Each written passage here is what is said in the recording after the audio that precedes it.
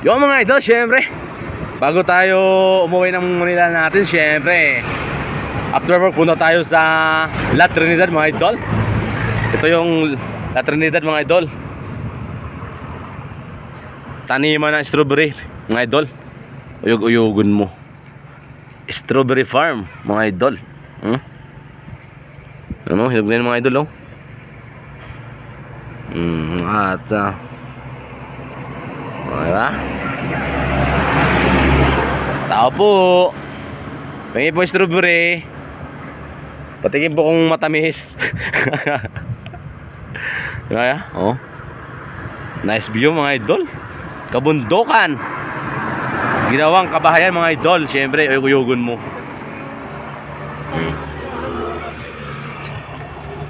Yan naman na yun.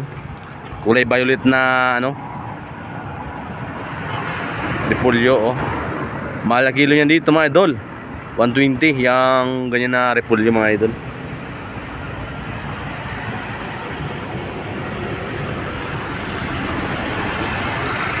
Siyempre idol, nakalak yan. Kaya dito yung kami natin sa ano, nasa labas tayo.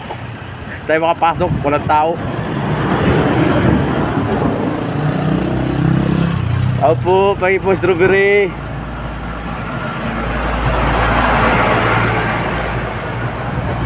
Pagi po strawberry, mga ano, 1 kilo lang. Wala pang pambili.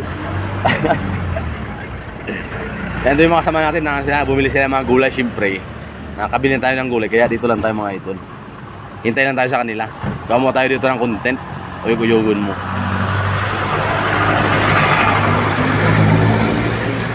Diba? Shout out kay Papa Glenn, Papa Glenn. Shout out dyan. Shout out. Diba? Uyog-uyogun mo, strawberry farm. Tara na baka tayo hinintay doon.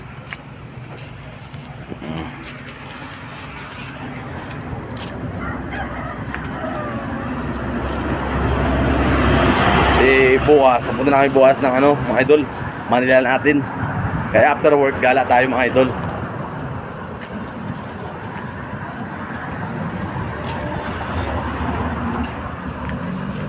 Ano? Buyas. Ano? Broccoli oh. Yan ang broccoli nila mga idol oh.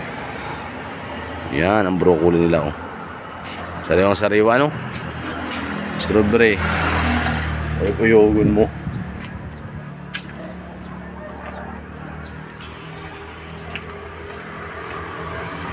Yan ang farm strawberry mga idol.